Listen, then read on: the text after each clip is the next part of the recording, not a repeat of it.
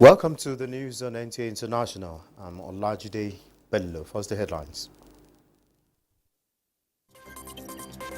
Federal government begins evacuation of Nigerians from Lebanon following Middle East conflict. National Assembly to consider appropriating constituency projects to Federal University of Transportation, Daura. Whilst Tunisian incumbent president is contested for another term, capable of earning him a fresh 5 years in office.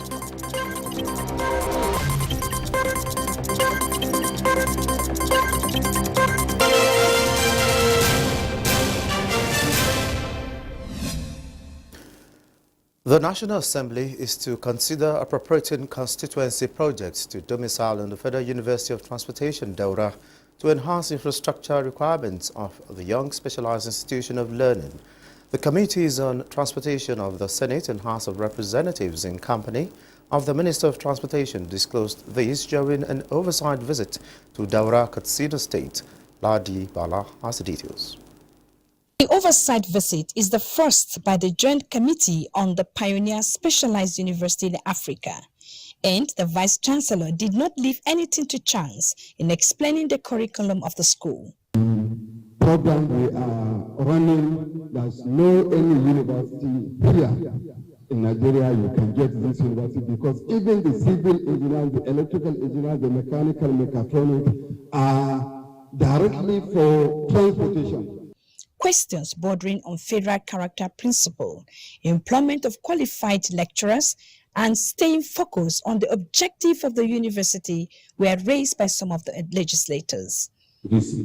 I would want you not to be tempted by this urge of trying to populate your university for the essence of having entirely generated revenue and not derail from your focus. This is one of the best oversight I have had. What we see on site is unprecedented. Do you have a program of distributing your students across the 6 geopolitical zones? We are also very happy that it has taken off. Even though a lot has been done, but a lot need to be done. We will talk to our colleagues. Apart from us being committee members, we will talk to other committees to also domicile their project in this university. The idea of the university itself is a specialized university. What made it specialized? Because we have specialized courses that are going to undertake training in both character and learning. The University of Transportation, Daura, was built and donated to Nigerian government by a Chinese contracting firm, CCECC, as part of its corporate social responsibility to the country. The university is dedicated to developing professionals in transportation and railway engineering and related fields in the transport sector. In Abuja, Ladibala, NTA News. The Orogun of Okela Obadedokun Abolari has called on well-to-do individuals to assist government by investing massively in the nation's education sector and promote intellectual development as a means of securing a brighter future for the coming generations. Femi Afariogun reports. 10 years of its establishment, Oasis Royal Academy Osogbo has recorded tremendous progress as stakeholders gathered to celebrate the school. The Orogun of Okela, Obadedokun Abolari, in his lecture, rated the standard of education in Nigeria high, stressing that Nigerians need to believe in the system. Government alone cannot do it. Private citizens, private individuals must get engaged in things that will promote citizenship. So, Secretary to Osun State Government, Honorable Teslim Igbalayi, and other stakeholders also advised the students to remain focused, saying education remains a major part of their lives. To have a lot of things have been done, like more than 500 or 600 schools have been renovated in Osun State presently, and it's still ongoing. So those are the things we are doing for our people, for the students and the teachers. One of the founders of the school, Mrs. Oluwaseyi Salam, who says the school is adopting the best technology of smart board for its students, advised parents to always check on their children. The new generation of parents push everything to the school. They should spend more time with their children at home. Check what the children are doing. Be more involved in the education of their children. Highlights of the event were presentation by students of OACs, while awards were also given to distinguished Nigerians. In Osogbo, Femi Afariogun, NTA News. Concerned by the death of successful applicants from Southeast in the Nigerian Education Loan Fund, NELFund, the federal government has engaged students in tertiary institutions from the region in an educative session on modalities, processes, and requirements of accessing the loan. Caleb Ogbonna reports. On the instance of the federal government, the Southeast Citizens Assembly was organized to find solutions to the impediments that has led to paucity of successful applicants from Southeast in the Nigerian Education Loan Fund, which the Senior Special Assistant to the President on Community Engagement Southeast, Chairman Weze, says is one out of many national interventions the region has not keyed into. I'm here to encourage you that this government has put this NELFund out. You should take advantage of it. Don't say that you don't need it. Everybody needs a cushion one way or the other. The government of Asiwaju Ahmed Bola Tinubu is dedicated to tackling our economic challenges through policies that promote stability, structural reforms, investment, and sustainable development. Let us work together to build a resilient, innovative, and prosperous Nigeria. Nobody is forcing anybody to take a loan, but if you need it, please apply for it, because we don't want people dropping out of school. You just need to go to the site and apply for the loan. Students and management of tertiary institutions in the Southeast that were visited, which include Ebonyi State University, Abakaliki, among others, are of the view that the engagement has allayed their fears of disconnection from the loan. The Southeast seem to be lukewarm about doing what others are doing, hence this enlightenment. We hope that this exercise will help us benefit maximally from these measures from the presidency. The Nigerian Education Loan Fund, NELFund, is an initiative of the federal government geared towards ensuring that financial barriers does not stop educational pursuit of any Nigerian student, irrespective of background. In Abakaliki, Caleb Ogbonna, NTA News.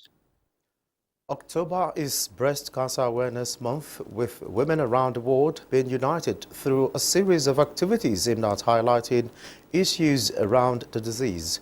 Deborah Balagbobo reports that women in Abuja also joined the Pink October trend with a sensitization campaign at Jabi Lake Park.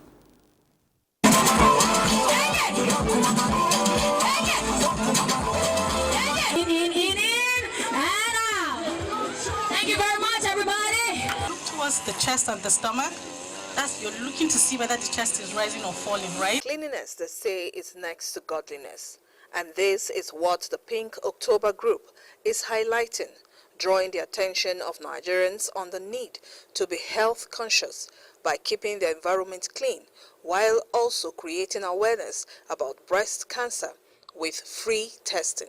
Let's bring those people together and try to do something. That's the reason why we have physiotherapy here. We're doing health checks as well. They can check your vitals. They're doing manual checks for early detection of breast cancer, because you know early detection for breast cancer is the best. If you detect it early, you can find a solution. Everybody knows that October is an awareness month for breast cancer, so that's the essence of this event, to sensitize people about breast cancer, to have people that, if possible, people that have survived it to come over and talk and give us their testimonies, and also to give back to our society. Create awareness on cancer, particularly the new breast cancer. It's a serious public health concern. It's ravaging humanity, and so in occasions like this, it's important that we draw attention to it. The environmental officials should be going round. Anybody found doing that kind of a thing, they find them. They should stop it. We should try and keep our environment very clean. The better for us. The exercise, they say, will be an annual event to further push down the message of healthy living. In Abuja, Deborah Balagbobo, NTA News.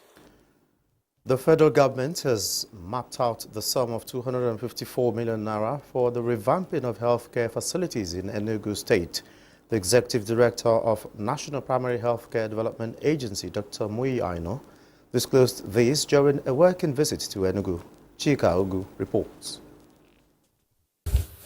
Inspecting health facilities at the Enugu Zonal Office, the Executive Director, Primary Healthcare Development Agency said one of the fundamental priorities of President Ahmed Bola Tinubu's administration is to improve the health sector, especially the primary health centers. He said Enugu State is one of the beneficiaries of the ongoing revitalization of primary health care facilities across the country, noting that the agency has completed assessment of 253 health facilities in the state. We were able to make important decisions that will really move forward primary health care services in Enugu State. The state is already doing a lot. We're also supporting that in terms of revitalizing the primary health centers to make them better. Earlier on arrival, the executive director had paid a courtesy visit to Governor Peter Mba, where he applauded the ongoing construction of 260 Type 2 healthcare centers, as well as the state government's promptness in releasing counterpart funding. Appreciative of the federal government's intervention in primary health care in the state, Governor Mba said his administration has put modalities in place to ensure universal health coverage. A lot of what we see in terms of programs and projects from the federal government are quite in sync with our governance philosophy. The visit to Enugu was geared towards strengthening partnership with the state government to ensure quality and affordable health care delivery. In Enugu, Chika Ugu, NTA News. The federal government says it has activated emergency protocols to ensure the swift and safe evacuation of Nigerians back home from Lebanon as soon as possible, following the escalating conflict between Israel and Hezbollah. Spokesperson of the Ministry of Foreign Affairs, Ambassador Abu Obey, in a statement says presently about 500 Nigerians have registered with the Nigerian mission in Lebanon. However, there are more than 2,000 Nigerian citizens residing in the country. The Ministry of Foreign Affairs explains that Nigerian embassy in Beirut has been issuing several advisories since the conflict started for citizens to stay indoors and follow local authorities' instructions, and appeals to those who have not registered with the embassy to do so through the email info@mfa.gov.ng. In collaboration with the Presidency, National Emergency Management Agency, Department of State Services, National Intelligence Agency, Nigerian Immigration Service, Nigerians in Diaspora Commission, and other relevant parties, the statement adds that the Foreign Affairs Ministry is coordinating the evacuation of exercise to ensure the safe return of Nigerians from that country. After logistical difficulties, Congolese health authorities have commenced administering vaccinations against Mpox. The country received 265,000 doses of Mpox vaccines from the European Union and the United States. They are being administered in the city of Goma and North Kivu province, where healthcare resources and facilities are being overstretched amid the surge in Mpox cases. The country, which has recorded about 30,000 cases, accounts for more than 80% of all the cases and 99% of deaths reported this year on the continent. More than 850 deaths from the disease have been reported in the DRC this year alone. In August, the WHO declared that the surge in Mpox cases in the DRC, which spread to several countries, constituted a global health emergency. You're watching the news on NTA International. More reports when we return. Thanks for being there. Nearly a week after Hurricane Helene destroyed water utilities in North Carolina, residents suffer acute water shortage. And 2 elephants killed during heavy flooding in northern Thailand. Kolo Mohammed has details. Toll from Hurricane Helene stands at more than 200 across several southeast states in the U.S. North Carolina was the hardest hit, recording half of the fatalities. The hurricane brought down domestic water utilities, causing power outages and the absence of safe water. That's good right there. The biggest adventure of the day is where to find toilet water. That's like the big adventure for the day. It's like, let's go find us some toilet water, okay? It's like a huge thing because it's going to be months before we have water back down. It's rough, but you get used to it. You get used to it, and you know everybody's doing all they can, and we got some place to go. We can get some water and food. So they just need water for drinking, for bathing, for dishes, for laundry, all the things. Similarly, flash floods in Thailand drowned 2 elephants at the popular Thai tourist hotspot, Chiang Mai. Reports say local authorities had to hurriedly evacuate visitors from their hotels and shops closed in the city center. The flood also washed away tools residents used in making a living as artisans, and entrepreneurs of small-scale and medium enterprises were affected. Reports say the United Nations has emphasized the need for all nations of the world to take assertive measures to mitigate the inherent crisis that comes with climate change around the world. The economic costs of climate-related disasters hit a record, $320 billion. Energy-related carbon dioxide emissions rose 1.4% to 32.5 gigatons, a historic high. In 2017, the hurricane season in the Caribbean was the costliest ever, undoing decades of development in an instant. In South Asia, major monsoon floods affected 41 million people. In Africa, severe drought drove nearly 900,000 people from their homes. Emphasizing the need to embrace disaster risk reduction and double efforts to defeat the climate change crisis in the long run. Kolo Muhammad, NTA. Tunisians cast their ballots on Sunday in a presidential election. The incumbent president is contesting for another term that could hand him fresh 5 years in office as president. Kolo Muhammad reports. 3 years after an election in which President Kais Saied staged a sweeping power grab, it is another election, and President Saied is expected to secure another 5 years in office as his main critics and political rivals are behind bars. Analysts say to secure his win, President Saied has locked up critics, opponents, and voices raised against his alleged misapplication of official authority. The further deals that this has had a few non-critical opponents contest against him. The reason victory is already his even before the election. The National Electoral Commission appointed by him disqualified all opponents perceived to have aces that could put votes from the tally of the incumbent. Tunisian youth say they are likely not to vote as the election, according to them, is predetermined and the process only a make-believe. The youth say they prefer to leave the country and live abroad, even if it means living illegally, as a life in their homeland is far more chaotic than an illegal life abroad. President Kais Saied addressed news agencies after casting his ballot, promising a life of honor, national integration, human capital development, and regional stability. Kolo Muhammad, NTA News. The World Bank says economies across the globe tend to perform better at enacting regulations to improve the national business climate than they do in providing the public services needed to secure actual progress. This is contained in the bank's group New Business Ready report.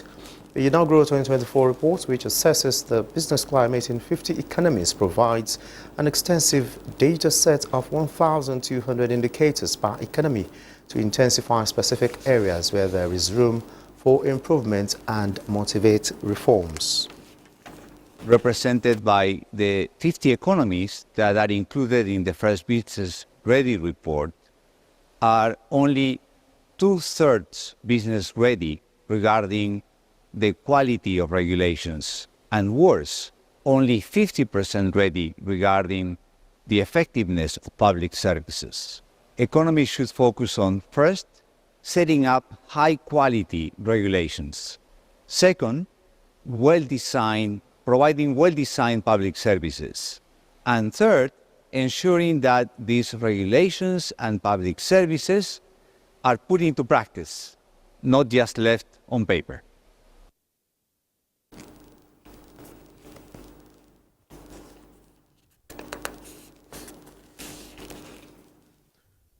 The capacity of 30 FCTA forest guards under the project implementation unit of the Agroclimatic Resilience in Semi-Arid Landscapes and the National Park Service has been enhanced to consolidate the fight against wildlife crimes, banditry and illegal mining activities in the forest. Charles Alpha reports.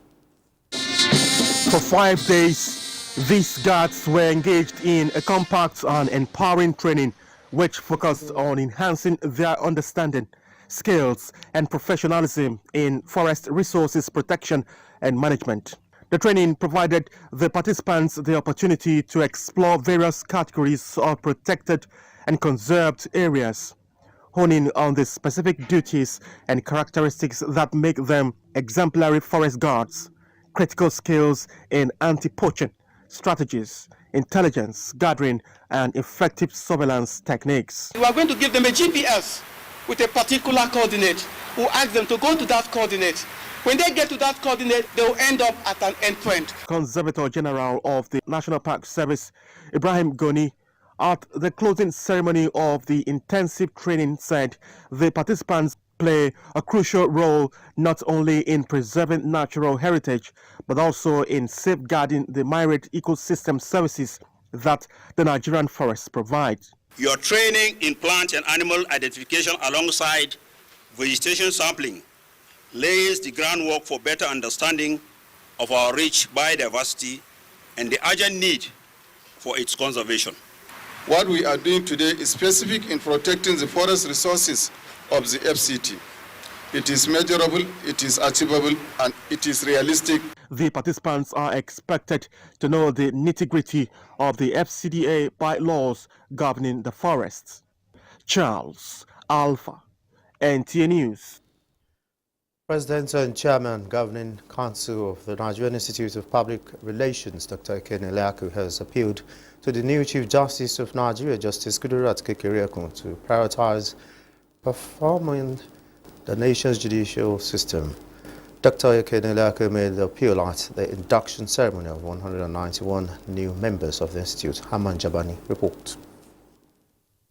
After confirmation of the inductees, the President and Chairman of Council of the Institute harped on the need for them to see their role and responsibility to the Institute as paramount, with a charge on them to be of good conduct, as it is pivotal upon which trust and credibility are earned, maintaining that as image makers in the world of business and interpersonal relationship, trust is of high value, stressing that a mandate to chart a positive reputation for the Nigeria as new inductees, they should serve as advocates. To the nation's judiciary, Dr. Eleaku expressed optimism that the new Chief Justice of Nigeria will remain resolute in transforming the sector. As an institute that takes the reputation of Nigeria very seriously, thus far, no further.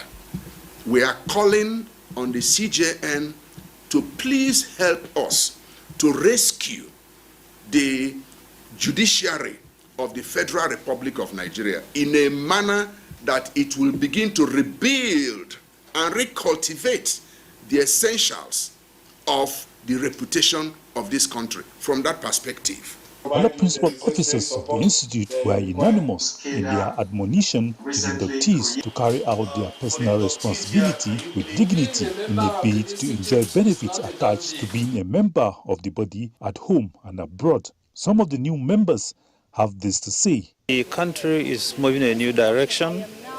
And so the issue of